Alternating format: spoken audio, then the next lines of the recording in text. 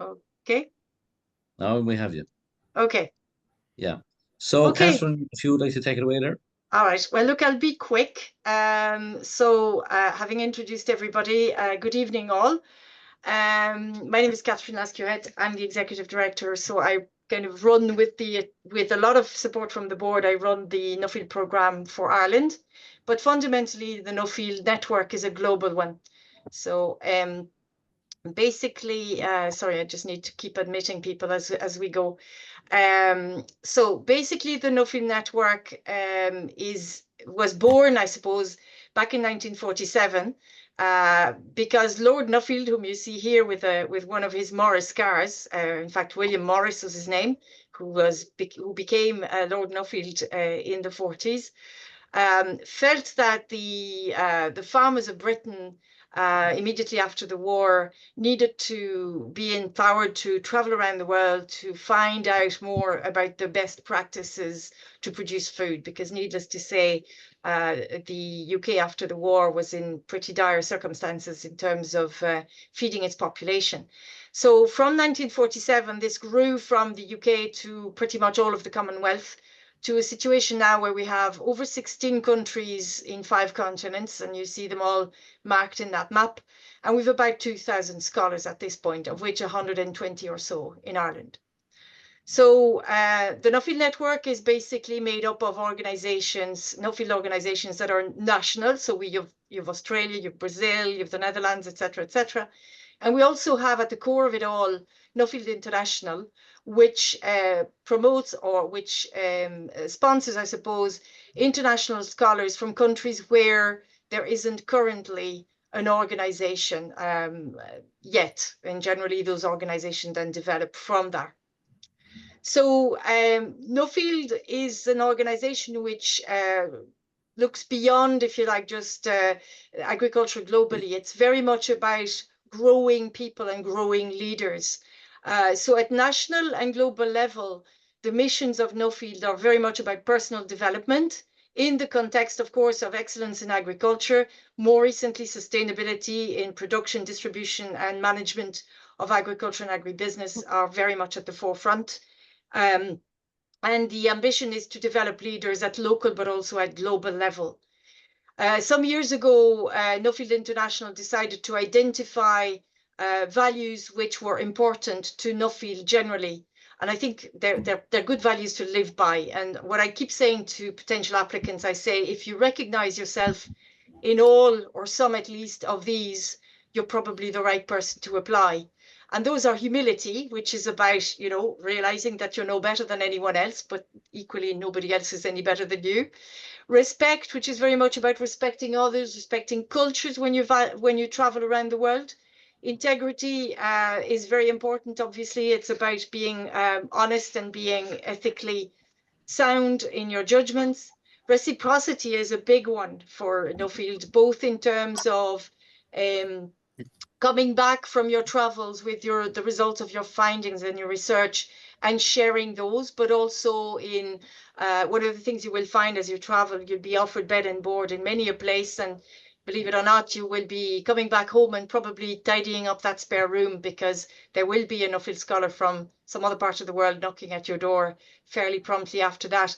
Diversity, obviously, we're often think of gender and sexual orientation, etc., etc. But it's also about ethnicity in the world of Nuffield.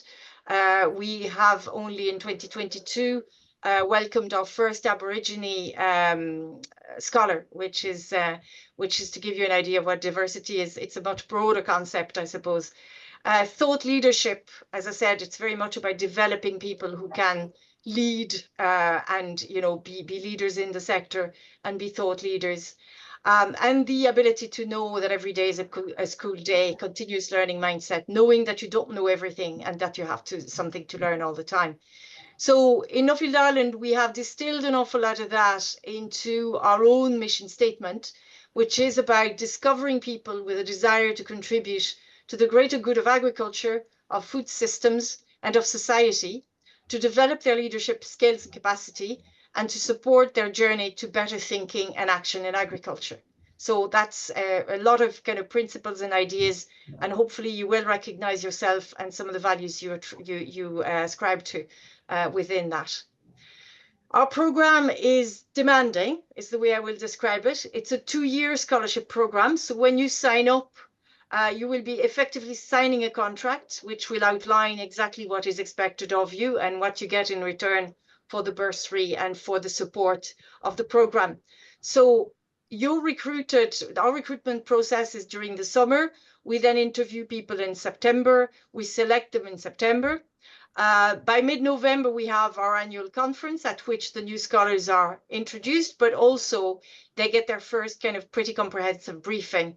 A lot of what I'm going through at high speed here, we go through in a lot more detail and a lot more slowly with a lot more questions. Between December and February, roughly, our scholars are given all the support they need to develop their study plan, to develop their topic, because sometimes they have a general idea, and we try and help them refine it. We also hold briefing days with industry stakeholders so that our scholars develop a broader understanding of Irish agriculture in all its aspects. We associate our scholars, our new scholars, with mentors who are typically older scholars or previous scholars. They're not necessarily, age is not really the element there. It's people who have gone through the program already in past years. And we provide a good bit of writing training, and we provide a little bit of that as we go and as necessary. In early March then, the second week of March to be precise, it's the international part of the program that starts in earnest. And that's probably one of the biggest elements of it. It's 1 week, and next year, it will be from the 8th to the 15th of March, and it will take place in the North Island of New Zealand. So the Contemporary Scholars Conference gathers up all of the scholars from all over the world for that particular year. And it basically enables them to get to know each other, which is to seed their network, if you like, to start on the journey, but also aims to help them develop their ability to hold themselves in multicultural societies with people that might be different from them, have different sensitivities, different abilities. There's a lot of conferencing around that, but also agribusiness visits, hackathons, all sorts of workshops, and it's pretty intense. And most days, it's a whole week. It's 8 days in total. Most days start around 7 o'clock in the morning and don't really finish up till about 10 o'clock at night. So it's pretty intense. But most scholars really, really value it because it is the opportunity to get to meet with your cohort from that particular year from all over the world.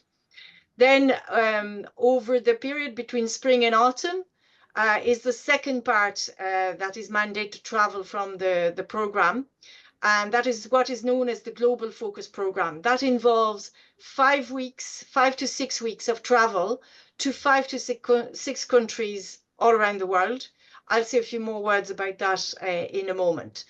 In the spring of year 1 to the spring of year 2, we expect also our scholars to do their personal research travels. Now, if they're clever and to get their bursary to travel a little bit further, they could do a little bit of personal travel before the CSC or immediately after the CSC, or before the GFP or immediately after the GFP. There is no such thing as doing it in the middle, because you are committed to that 1 week of CSC and those 5 to 6 weeks of global focus programs. You go with the program and you don't deviate from it. In the spring of year 2 then, the report writing starts in earnest, and we will have provided you with some training prior to that, but this is where things get serious. By the 30th of April, now there's a few deadlines that I haven't marked there because the space is a bit at a premium, but the final deadline is the 30th of April of year 2. We expect to see your written report finalized, but obviously the final draft, let's call it that way. Then there's a time between April and the end of summer, say, where we associate you with a reader. It goes back and forth and it's finalized, and eventually it's approved and uploaded to our website. And in September and October, we start to prepare you for presentation at the November Nuffield Ireland Annual Conference in year 2, which is really the end, if you like, of your program. So you present your research and your topic in a 12-minute presentation, and then there's a discussion panel that follows. So I'll park that for now. There'll be plenty of opportunities for those that go down that road to go into the details of it. So the Contemporary Scholars Conference this year, 2024, was in Brazil, and these are photos that were taken during. So as you can see, there's a fair amount of conferencing, a lot of kind of engagement with actual agricultural practices and various production systems. This was a training, I'm going to call them the Chagas of Brazil. That's not quite that, but it will give you some idea. We also had the opportunity to meet with some indigenous peoples who are generally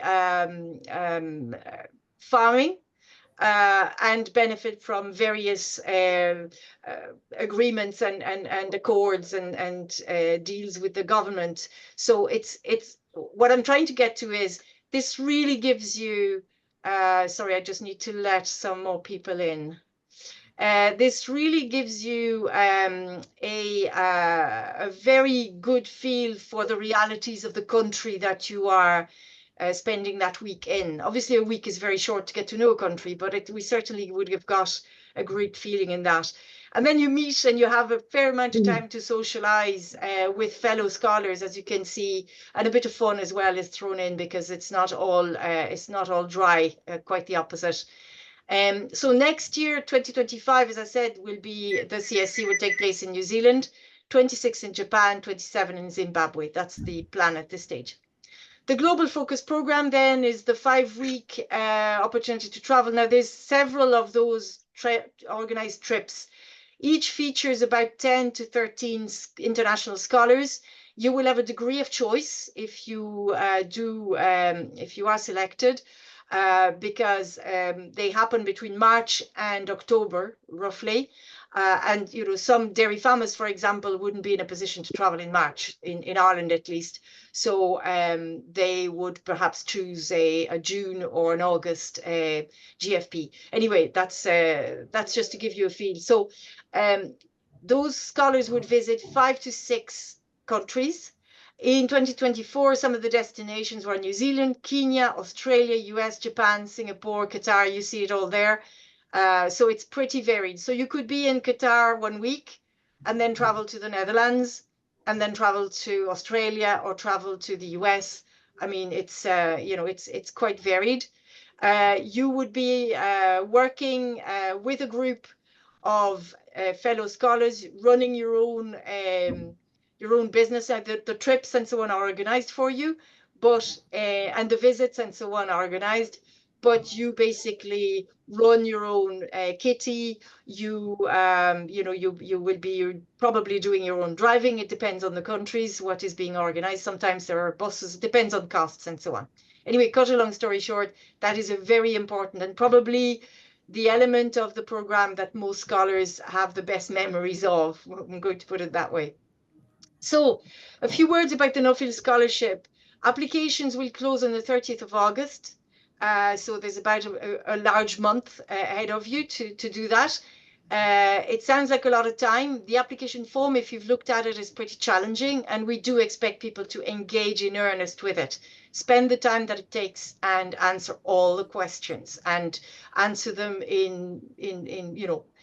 take the trouble to write properly is what I'm going to say, because that will where the first selection will take place on the basis of those application forms.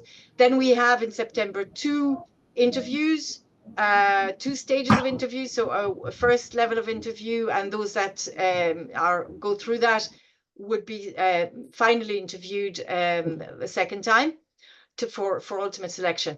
The bursary sounds very attractive at €18,000 and has been recently increased to take account of increases in the cost of travel. But in all honesty, the cost of the program to you will likely be greater. It depends a lot on how clever you are, how you organize yourself. It's not just how clever you are. You know, certain destinations are just more costly than others, and travel costs have gone through the roof in the recent past. As I said, we provide you with a mentor and all the support, but we expect you to reach out for that support. But all the Nuffield scholars are incredibly generous with their time and with their wisdom, such as it is. There are contractual obligations on the scholars. We expect them to travel for a certain amount of time. So it's 9 weeks plus their own personal travel. So 1 week of CSC, 4 weeks, actually it's 5 weeks now of GFP, and 4 weeks or so of personal travel to actually research the topic that you set out to do the scholarship about. The report writing comes with its own deadlines. There's a number of them.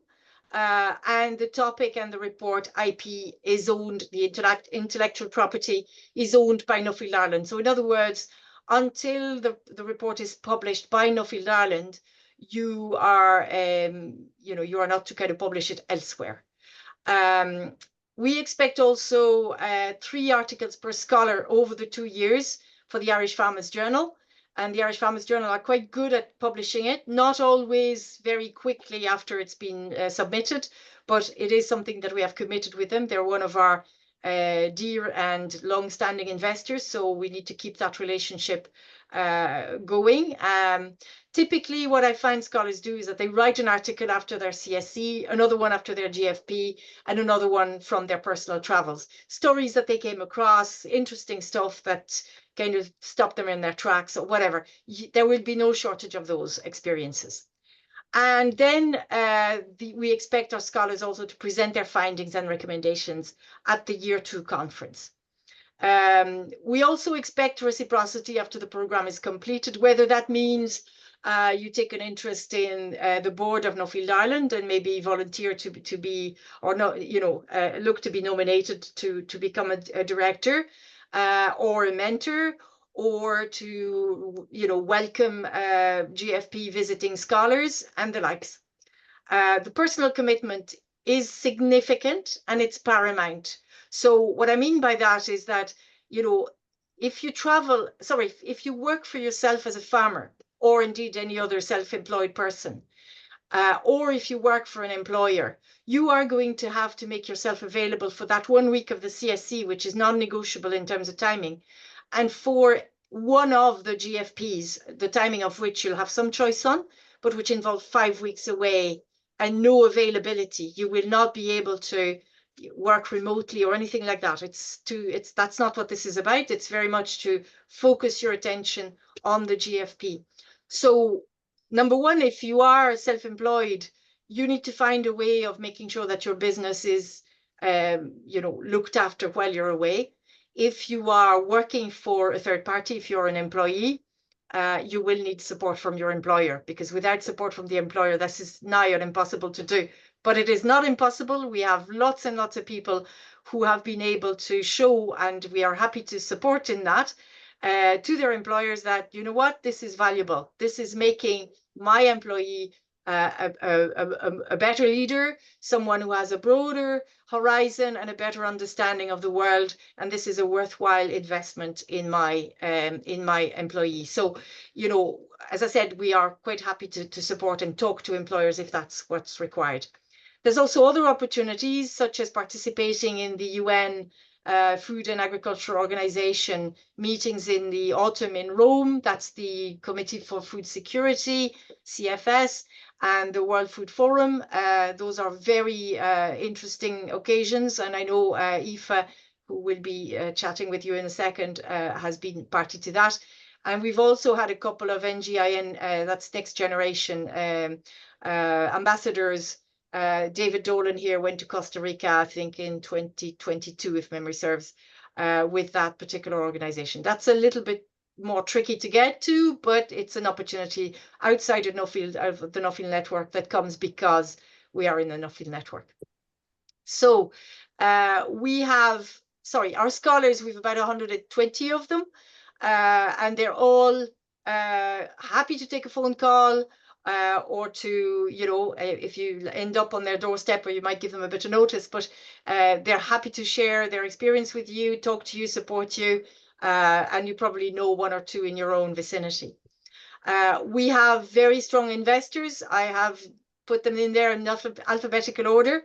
I always want to identify in particular IFA, the Farmers Journal, the FBD Trust and the Golden Jubilee Trust, because they're all pioneer investors. Without them, Nuffield would not have started in Ireland, but the others have also contributed over the years. So just to finish, a quote from John's sister, who was the UK chair for Nuffield in 1976, which kind of will give you a feel for what's expected of you in the finish. Nuffield scholars must be penetrating in their analysis, forthright in their reporting, courageous in their practices, provocative in their advocacy, and adventurous in their forecast. In other words, the encouragement is to be bold. So I think I'll stop sharing at this point. And Andrew, I'll hand back to you. Yeah. Thanks, Catherine. I hope everyone has, we have a good number of people online this evening. So I hope everyone has got a flavour, or certainly a lot of detail there on what's involved. And there is quite a lot, but it's a very, very, very exciting and one of the most rewarding things you'll ever do in your life. Just to give you a bit of a hands-on on that, we want to hear now from Aoife and Ray. So Aoife Feeney, do you still have that slide there, Catherine? You can throw up for with their details. But we have Aoife Feeney here, 2022 scholar. She was looking at influencing change for water quality at farm level. So I'll hand over to Aoife there, and she can give you a few minutes. Thanks, Andrew. Hi, everyone. My name is Aoife Feeney. I'm from County Longford originally, but I spent a good 6.5 years working in West Cork with dairy farmers over the years, firstly on the nitrates derogation, and then later on farm sustainability and water quality. And it was when I was working there that my interest in water quality I suppose grew, and the link between that and the derogation and the threat that ensued from it, and which is still very much there today, sparked my interest in looking at Nuffield. And it was through talking to a farmer and a fellow Nuffield scholar from down that region that she encouraged me to apply for a scholarship. When I applied to Nuffield, I was kind of finishing up my master's, and I had spent 4 years in a very busy period of my life and wanted a bit of quiet time. And I was like, no, this isn't the time. And then she kept at me and I applied and I got it. And I was very, very grateful to do it. And I suppose for me applying, it was a challenge that I needed at a time in my life where my father just passed away and I just needed something to focus on. And it honestly was the best thing that I could have done, both in terms of my own knowledge, but my personal development as well. So my topic, still very topical, 2 years on, but it took me to 8 countries. I went to Canada, New Zealand, Australia, Indonesia, the Netherlands, Italy, and Japan. I think I've got all of them there. So I got quite a bit of travel in. And I would say I had an extra challenge in that I have a health condition that means the more I'm on the go, the sicker I get. So I was constantly sick while doing my Nuffield scholarship, but I would say that, you know, I was still able to finish it, and the support from the fellow scholars, from the likes of Ray, I was lucky enough to be in Ray's group for CSC, and from Catherine and Joe and the wider Nuffield team, like nothing was ever too much of a challenge. And I'd always say if I could do it, anyone can do it, in that regard. In terms of the time commitment, it is a huge time commitment. I'm an employee, and I changed jobs in the middle of my scholarship, so I'm now working for the Netherlands Embassy. And I suppose it was a huge commitment for the Netherlands Embassy to employ me, because the very first thing I asked them was for 2 months leave to go and complete my Nuffield scholarship, only a few months into the job. So, you know, making sure that whether, as Catherine said, it's your own business, that you have someone lined up to take that on, to give you the time to do this, or whether it's having the discussion with your own manager or your CEO. Sorry, have we someone? Can you turn off your microphones, please, everyone, while Leaf is speaking? just in case it interrupts. Yeah. Thank you. But yeah, it's very important to make sure that you have that support from either your employer or your own business to give you the time to do it. And the more support you have in that regard, the more you can put into Nuffield, and the more you put into Nuffield, the more you get out of it. In terms of my topic, I suppose I could have traveled to every country in the world and learned something. I had one of those topics that no matter where you were, water was important, whether it was water scarcity, water quality. So I got an awful lot out of everywhere that I went. But as Catherine alluded to, the GFP, the Global Focus Programme, was definitely the highlight. I think I had something like 23 flights in 4 weeks across 4 countries, most of them being long haul flights with a group of 13 people from 11 countries. So there was a lot of different cultures, a lot of different personalities to contend with. You know, you're in a room share for all of those weeks, and I think it's 5 weeks now. It was 4 for me at the time because we were still kind of post-COVID. But you know, it is a lot. It's a huge commitment. But the way you develop and the patience that you learn in that scenario is really phenomenal. And you have friends for life coming out of it as well. And I think the nicest thing about it is no matter where you go in the world, there's always a door to knock on.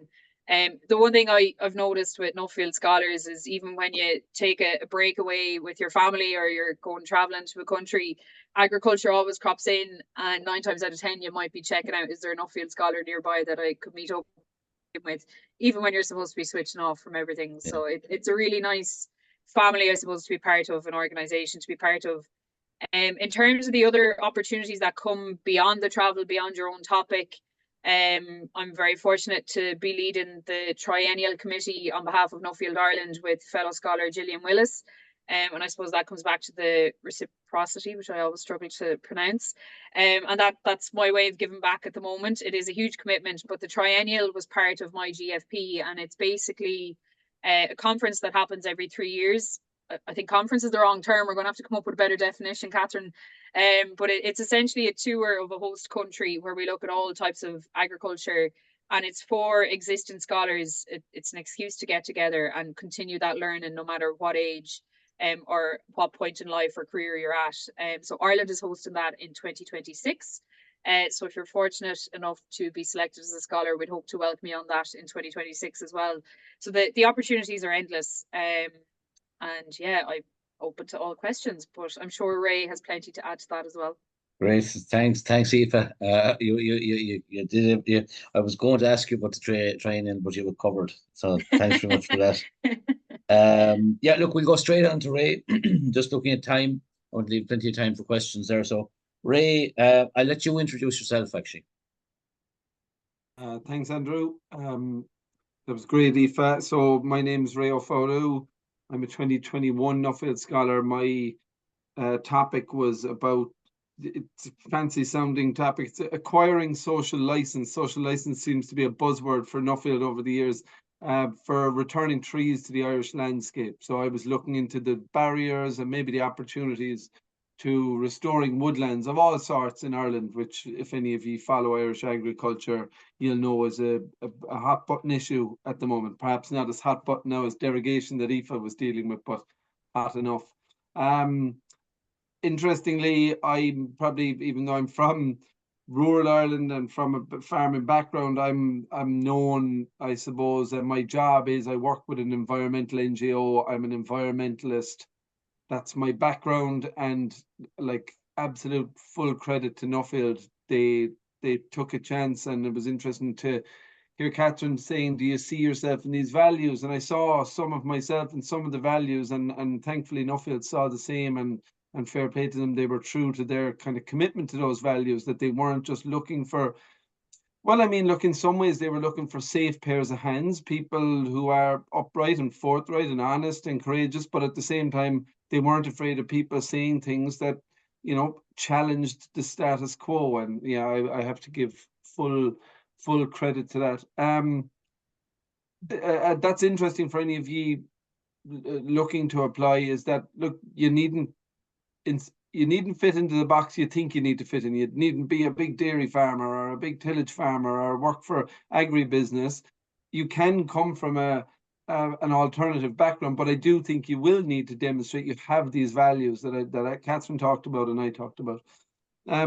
Maybe just to talk about the experience for me, like absolutely superb. I mean, I couldn't rate it enough. I have a few things maybe I'll talk about in a minute, but as Aoife said, like lifelong memories, lifelong relationships and networks, both within Ireland and globally. And yeah, it was superb. I traveled to Japan. I was lucky enough to actually have some of my GFP, which is, formative. As Catherine said, it's it's you and 10 or 12 other people with those same values. These are people with lots to say and challenging people, but also like really upstanding, fantastic people too. And it's you and them for 4 or 5 weeks traveling around the world. It is superb. And yeah, if any of you do manage to get over the line here, it will be something that you'll always remember. The CSC as well is great. Mine was less exotic than Brazil. Mine was in Norfolk. So anyway, it sounds like you've got more fun ones coming up for ye. I'd written down maybe 3 things that I suppose I felt that I took from Nuffield personally. One was a network. And networks work in different ways. Some people think of a network in terms of influence. Some think of it in terms of business, profitability, the more you know, and some think of it in terms of, trusted people that are on the end of the phone. And I think about it in all those ways. And particularly as I said, as an environmentalist, having people on the end of the phone who are insiders, like true insiders in agriculture or agribusiness is so useful, because there's so many big narratives floating around, and I can just get on the phone and say, what do you think? What's it like down at farm level? And I can get really honest answers. So network is huge, and that genuinely is a global network. I'm landed into France, and I was in with Olivier Dlinec into the room, brought around on the most fantastic tour of his part of France for 3 or 4 days. And I've become that person myself. Sometimes you don't want to do it. Someone gets in touch and says, I'm in West Clare, and you say, well, here goes. This is where I kind of put my boots on and do what Nuffield scholars do, and show people what your area your sector is like. The next one is in insight. I'm conscious now, Andrew, I'm probably going on a little bit, so I'll wrap up with this. Insight and exposure. Nuffield bring you into the heart of industry, into the heart of sectors. They really do a great job of that. You'll be up in Ag House, you'll be in or new, you really get great insights and exposure. Like I saw every farming type in Ireland and many global farming types. I don't have time to get into them now. And the last one, I suppose, is probably a good place to finish, is doubling back to the values. I think you get in because you have these values, but actually it reinforces them as well in you. It becomes just part of who you are, part of your philosophy about life and about work. And yeah, look, you can probably hear from what I'm saying. It's a great life experience, and yes, one you'll be that person forevermore once you've done it. So yeah, Sinead, thanks very much, Ray. We've covered a lot of bases there, and I suppose there was just one little story that crossed my own mind the last night. You can travel around the world. You think that your issues or your investigation is totally different to everyone else's. And I remember being when I did mine back in 2012. It was ICOS that sponsored me at the time, and it was dairy co-ops, which some would say is not a very sexy subject to be looking at, but it was a very relevant subject at that period of time in Ireland with expansion coming. And I spoke to lots of people in different countries, but I ended up in the outback of Australia for a particular number of days, where there was no phone reception and quite difficult to find the person I was told to go and meet. He then took me to a rice farmer. I never knew anything about rice, never knew there was rice in Australia. I thought it was little paddy fields in Indonesia or somewhere. Anyway, the kind of the short and this story was that it was a rice co-op. They had the same issues in values of shares and all that kind of thing that the dairy co-op that we were talking about back in Ireland. Exact same story. And here I was, the other side of the world, out in the outback in desert land, talking about rice with the exact same issues. Another evening, I remember coming in, it was at CSE, I came into the room I was sharing with a man from Tasmania at the time, who sadly is no longer with us. And he was on his iPad when I came into the bedroom, and he was just talking about all the everyday issues at home with his own family, the very same things that I would be talking to at home. So you could have, what I'm just trying to get to is, you could have very big notions of what's there, but at the end of the day, it can be very, very similar to what you're dealing with. And person that with extreme different views or experiences can have a huge amount of similarities with you, and so much you can learn from them too. So that's just a little bit for me. So what we'll do is for the next, we have 20 minutes or so there. We'll take questions from whoever wants to lead off, from anything that has wrapped up tonight, or any ideas, anything that has come into your mind. So fire away, who wants to go first?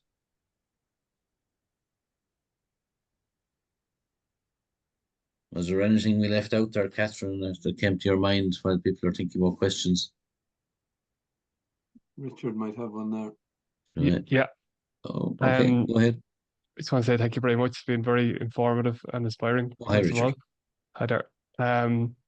This question is, you mentioned, the demand on time, and for somebody who's self-employed or employed, just like to ask scholars who, have undertaken the program in employment, and how have they found that balance, balancing a demanding full-time job with the program?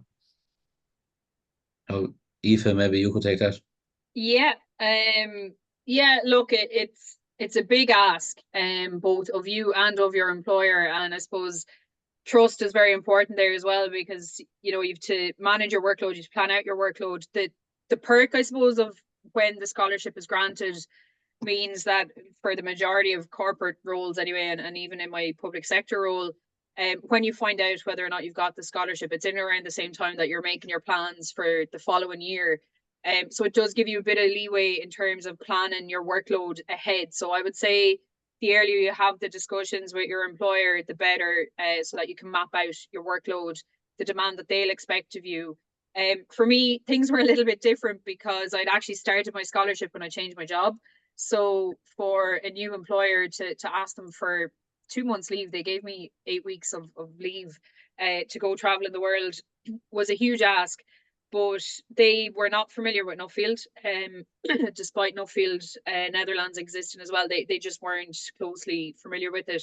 So what I did was gave them a presentation about what Nuffield is and what it could bring to their table.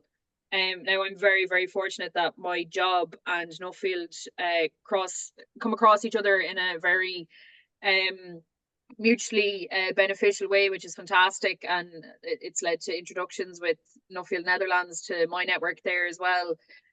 So it's been really, really positive for me, but it's really about clearly communicating what the benefit is to you, what the benefit is to them, and why you want to do it and why you think it's important for you to do it as well. In terms of balancing the workload, look, it's not easy. I won't sugarcoat it. I mean, when I was away, you absolutely can't work remotely. But at the same time, I'm the only person that covers my role, so I still had to keep an eye on my emails. So you will be sending emails at all hours of the night, and I just simply had an email disclaimer in there that if you receive this email at a strange time, it's because I'm on my Nuffield travels. So just being a little bit clever in how you plan it out, and being very clear with your employer about why you're doing it, and the topic as well is important as well. I would say it's good to ask for advice from your employer and involve them where you can as well in terms of your topic and your research and where you might travel to, because keeping that trust and that communication is really the most crucial. But yeah, like you won't be able to do the usual work you would do in a year, I'll put it that way. Okay, thanks, Aoife. Have we got another question? Sorry, Ray. Andrew, go ahead. Just that it's probably just the second what Aoife said. I think the job you need to do is demonstrate to the employer how this is actually an investment in yourself, which is in turn an investment in them. They will ultimately be the net beneficiary of you doing a Nuffield, and maybe it's your job to show them why that or how that's the case.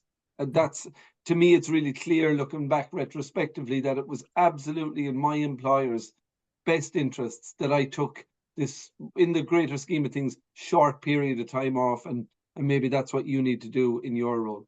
Yeah, it's very helpful. Thank you. Thanks, Richard. We have another question.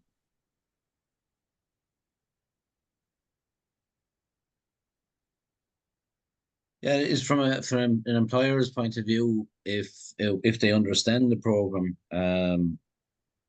you know, it really shows great initiative from that employee or potential employee, or even if you're a self-employed person, because you're getting a worldview and things. You're getting a bigger picture than just the everyday nitty-gritty of day to day, and what the bigger influences are on everything we do every day. So have we? Venus, Everyone's gone quiet. we don't have too many questions. It's just one point I meant to make that I haven't. Okay, and Kristen. we'll do just before Kristen comes in. Yeah. A Nuffield scholar doesn't need to have, or a candidate doesn't need to have third level qualifications of any kind. We have every situation. We have doctors and we have people who left school at 16. So we have all of that in our population, and it makes not a jot of difference to the way in which we select people. We select people, literally. We select individuals that demonstrate that they espouse the values that we've described, that have a passion, I think passion for your topic and passion for agriculture, food, agribusiness, obviously the environment, all of those elements. If you have that passion, can communicate it and can convince the interviewers that you're the right person to whom we would give the €18,000 to go and travel and do your research, then it doesn't matter what qualifications you have or don't have. Yeah, thanks, Catherine. Kristen, did you have a question? I do, sorry. I suppose, first of all, I see the age is kind of 25 to 45. Are you willing to take people older than that? Catherine, I'll let you explain that one. Will I come back to that? The short answer, Kristen, is yes. If you read the text carefully, you will see that we have used terminology like typically 25 to 45, but not only, but not exclusively. So why is that? I suppose we need people with a little bit of life experience, hence the 25, and we need people who still have time in their career and in their, I suppose, active life to reciprocate, to come back with their results and to stay engaged in the sector. And that obviously doesn't fall off a cliff at 45. So, but we do have to give an indication. You know, this is not really something that's for the retiree who would have the time and probably the wherewithal to add to the 18,000 to cover the full cost of their travels and have a jolly good time out of it. So that's the philosophy behind it. Every other organization has the same age sort of limitations, and every other organization does the same as us. I hope that answers your question. It does. And I suppose the other is, have any of the scholars had children that they have left behind? I'd be delighted to leave mine behind sometimes. But the truth is, Kristen, that most of them probably do. I probably have, like, so I was, when Richard was asking about, like, how do you explain to your employer, you know, I was thinking that, don't mind that. How do you explain to your wife who's got a 1.5-year-old at home and another one in her tummy coming any minute that you're heading off for 4 weeks? If anyone needs a mentor on that, yeah, and you get the program, give me a bell, because that's what I did. So you might need a saint there, but you can do it.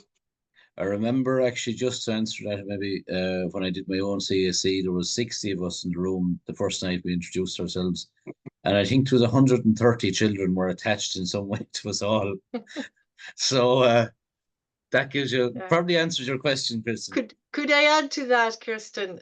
Because you're asking that as a mum, I presume, and we've heard of two men. No offense, and no, you know, we know you're dedicated dads, the two of you, and more besides. But we do have a number of scholars. I'm thinking Corinna Pierce. I'm thinking Mary Delaney, who did their scholarship travels with small kids. And they obviously, you don't take your small kids with you. So yeah, I wouldn't underestimate the challenge to set up you know, a support system in the background to cater for that. But it's doable. It's doable, and people have done it. The other thing, and it's coming back to the point Ray made, it is absolutely essential, obviously, that you'd have the support from your employer if you're employed, or would set up a system if you're self-employed so that your business doesn't go down the toilet while you're away. But it is equally essential that you would discuss this with your family, dare I say, before you apply. You know, because two things. Number one, you're going to be gone for long periods of time. Number two, they will have opportunities, not in the CSC, not in the GFP, but they will have opportunities, if that's feasible, to travel with you for your personal travels and to get engaged in the network. There's very few partners. Mine is a bit of an antisocial, but there's very few partners that don't end up at, you know, dinners, conferences, banquets, barbecues, and don't end up, if you travel somewhere, as I think Andrew was saying it, you know, you're on holiday somewhere, but say, well, hang on, I think there's a Nuffield Scholar not far, I may as well get in touch. And the next thing you know, you've a bed for the family for the night. I'm not kidding. This is actually what happens. So, you know, it is essential that your family would understand what you're at, that they would support you, obviously, and that you know, they get as much of an understanding of what the network is about as you do. And as I said earlier, whether it's your employer, whether it's your family, we're happy to talk to people if that to support scholars on their at the start of their journey, to explain what this is all about and, you know, what this is not about, maybe equally. Thank you very much. That's brilliant. Okay, great. Have we any more questions from our other? Are we answering all the questions for everyone, or is everyone confused?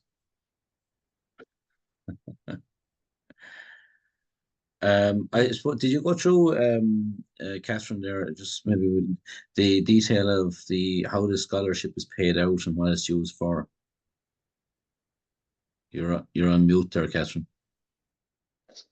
Yeah, no, I didn't go through the details, and there's probably no harm to do so. So if you are to be selected, we're not giving you a check of 18,000 euro, right? Let's let that be clear.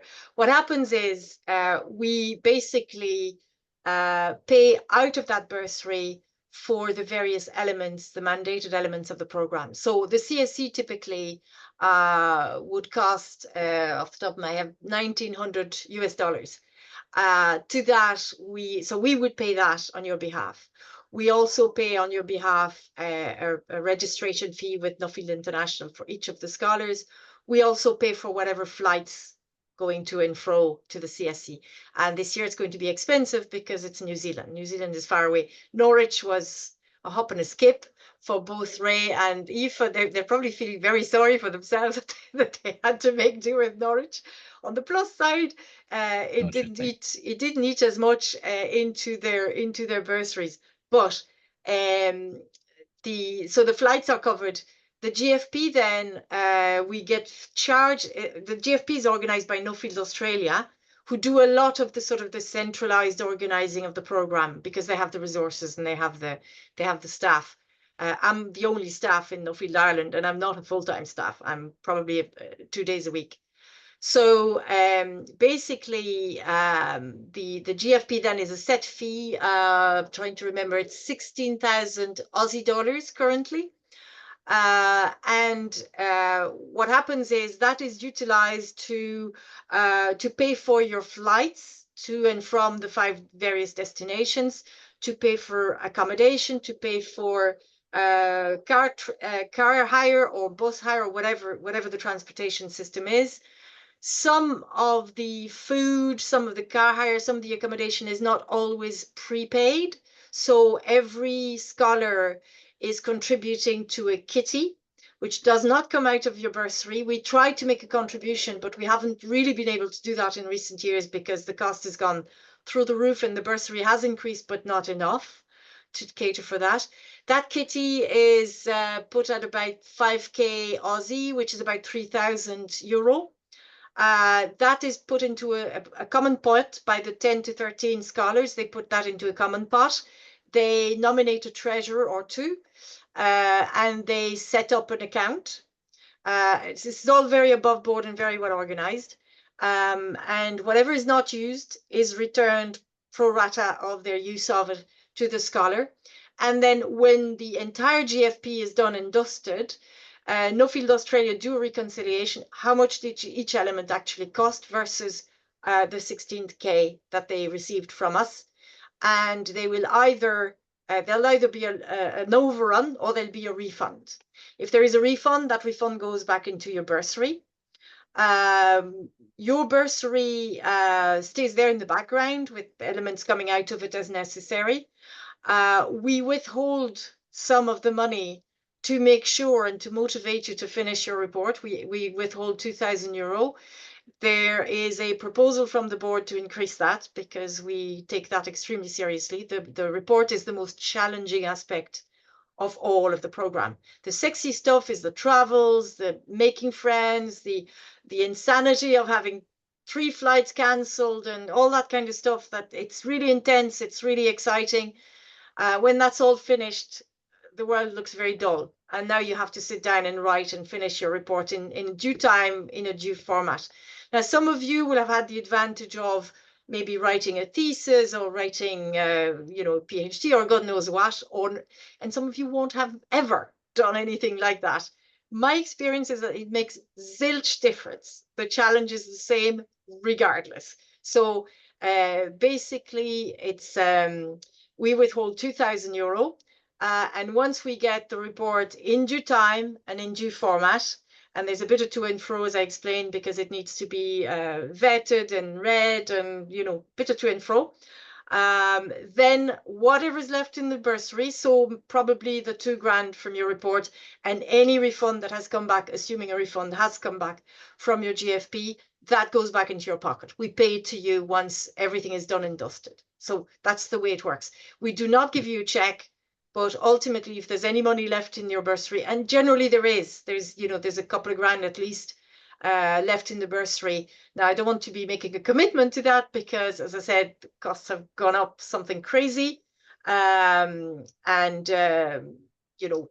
know at this stage that for 2024, we were charged 16,000 per scholar for the GFP, 16,000 Aussie. So that's what, 10 grand, give or take. Euro. I certainly hope that we won't see an increase for 2025, but right now I can't guarantee that. So I think I've covered the ground, Mr. Chairman. Sorry, I don't want to keep no, rambling. you're okay. You don't want to frighten people off either. No, it's not to frighten people off, no, but I think that there needs to be an awareness. And, I think it's important as well to get your money back quickly. You basically need to live up to the rules of the system and return your report promptly and in good format. And it's important to note that there is a mentor for everyone, and there's lots of help to go with it. So you're not on your own. As long as you keep up your side of the bargain, there's lots of help there and training. Absolutely. Just while we're talking about writing obligations, one of the things we expect from scholars as well, and it's literally to make sure that we don't lose track of their progress, because we're not checking up on you every 5 minutes. We will, take you to be a grown-up, quite capable of running yourself and living up to obligations. But we need to keep track of your progress, and we do that by asking you to fill in a monthly report. So what it is, it's a template, and all you do is just basically update it as you go. I have some of the scholars who put that on a Google Drive, and that's quite acceptable. But whatever works for you, basically. But it allows us to make sure that you're progressing okay. It also means if we don't get one for 2 or 3 months, that's a red flag. We know there is something amiss, so we can get back to you and get in touch. The other thing I will say is, if you do get through, never, ever, ever make any apologies to pick up the phone to me, to Andrew, to any of the board members, our chairman, we will always take your call. If we can't take it there and then, we'll return it. So reach out. We're here to support you.